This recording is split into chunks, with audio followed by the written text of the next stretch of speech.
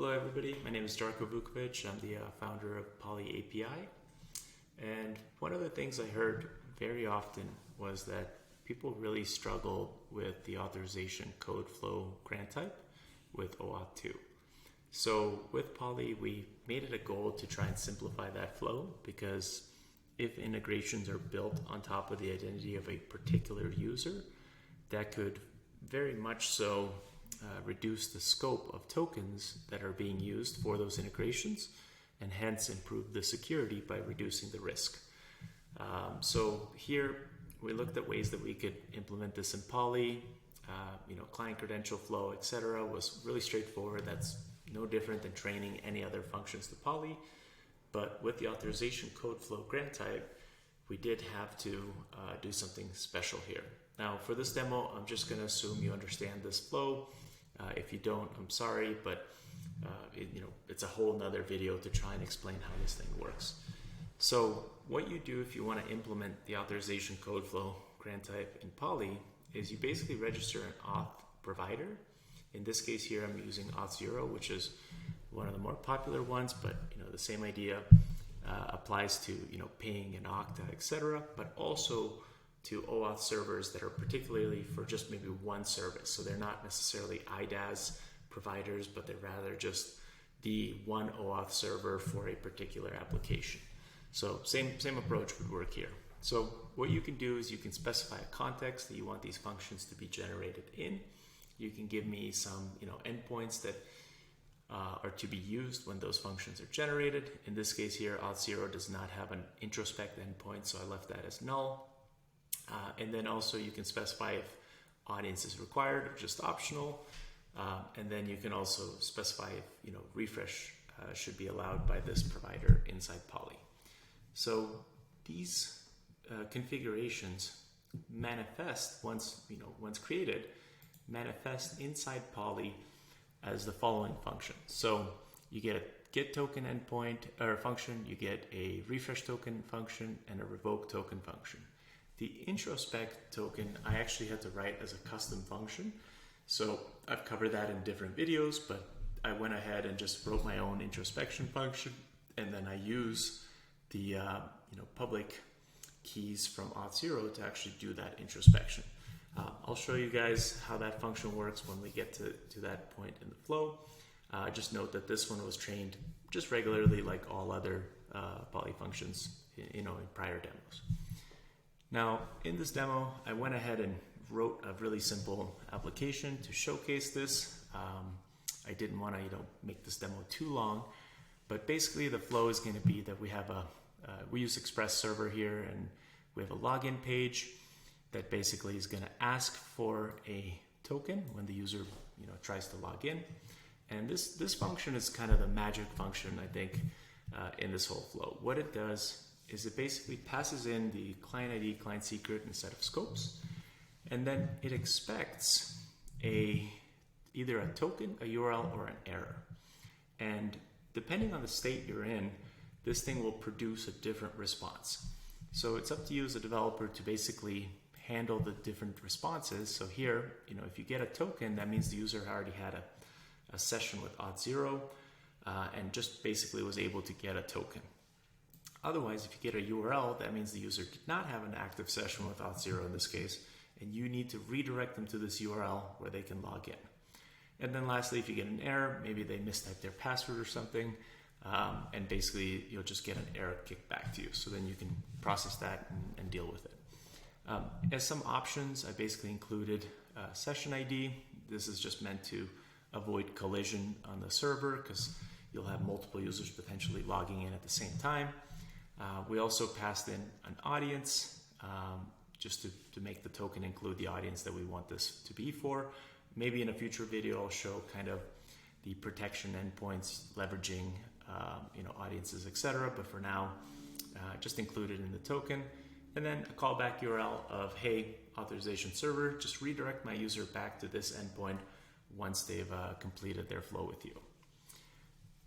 So I'll showcase this here first. I do have a incognito page running with these links presented.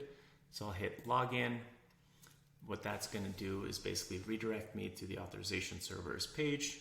In this case, with Auth0, I set it up to just allow Google and GitHub, but other flows would work as well. In this case, I'll go ahead and log in with Google. I'll provide my information here.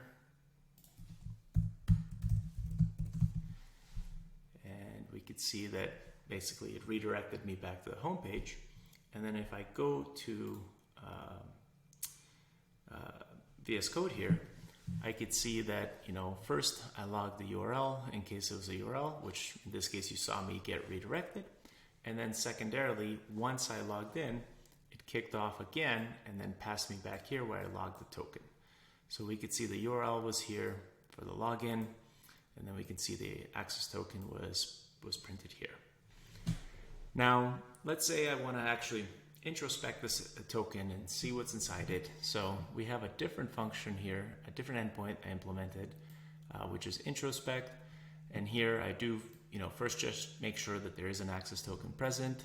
If not, I basically ask people to log in. But if there is an access token present, I use a different poly function. This is my custom function for introspecting it. And then I basically just print the introspected response back on the page. So this introspect token function is basically this function here that I implemented in a separate file because I deployed it to the poly server so that everybody inside my organization could have access to it. And here the first thing I do is yet again use another poly function to get the public keys for this instance.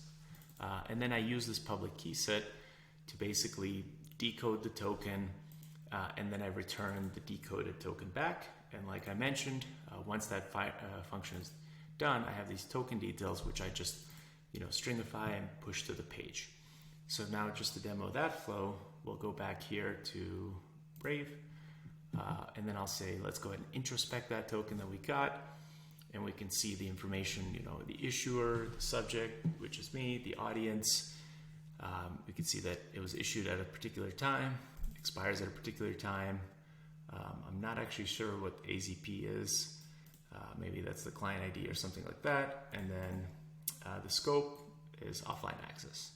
So one thing we'll just remember is this 395, because when we do a refresh token, we'll see that we get a different token, and an easy way to tell it's a different token is just by looking at the expiration time. So let's go ahead and return home, and then next we'll do the refresh token flow. For that, I again used Poly to simplify my life. Now, obviously some of these things have to be configured on Auth0, and the idea is that as a developer, your security team has already done these things for you, so you're really just experiencing what I'm showing you here in VS Code, which is consuming those configurations. So here with the refresh token flow, I basically just pass in an access token to the refresh token function that was auto-generated for me. And then I'm just going to go ahead and take this new token and set it as my access token for this application. And that's it. And then I just say refreshed and give you a link to the introspect endpoint. Now, one thing to note here is that the Poly server actually holds on to the refresh token that we got as part of the initial login function. And the reason we made this design decision is because you as a client developer, you don't really want the liability of having to manage and secure this thing. So this should actually improve the security of the application by delegating the responsibility of this to Poly. And the idea is that the backend security team has reviewed Poly. They're happy with the way that we store this information inside a vault. And so now all these refresh tokens are just being kind of managed for you, but you could still use them through this function. So basically passing your access token, and then Poly pulls out the refresh token, uses it, and gives you new access token. So again, simplifying a lot of code that you don't have to write as a developer. So let's go ahead and invoke that flow here.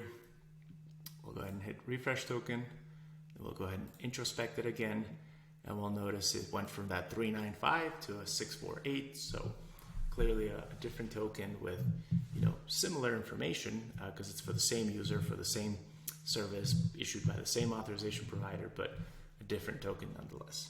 Now, lastly, let's go ahead and revoke this token.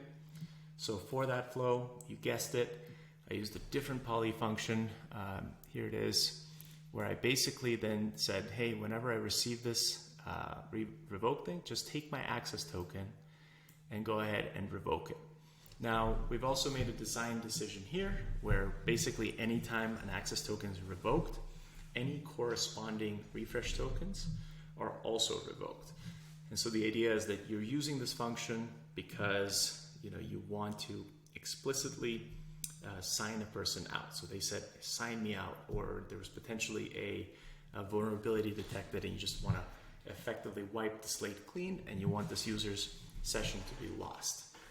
So that's different, per client application. You might have a logout link that doesn't destroy the access, that doesn't destroy the refresh token. Up to you. We can obviously modify poly to give you more configurability, but at this point here, it just wipes the slate clean if this function is invoked. And then I also just, for my server here, I just set the access token to null. Now this one, there won't be a way for us to verify that poly actually cleaned it up on the backend side in this demo, but nonetheless, I'll just go ahead and hit, refresh token, return home, and then introspect, and we can see that at least as far as our server is concerned, there's no access token, but we did fire off that request to the backend server to basically just wipe the slate clean. So in summary, hopefully you could see, again, you have to kind of understand the difficulties of implementing this today, but how having these out-of-the-box functions made available to you as a developer would make it just that much easier for you to be able to implement kind of real-time user login to other systems, to be able to then have the identity of the user be represented when you use those APIs to improve the security within your company without making it too difficult or hurting developer productivity. So with that, thank you very much for watching. As always, if you're interested in learning more about poly, feel free to reach out. We'd love to do this demo and other demos for you if you want to learn more. Thanks so much. Have a great day.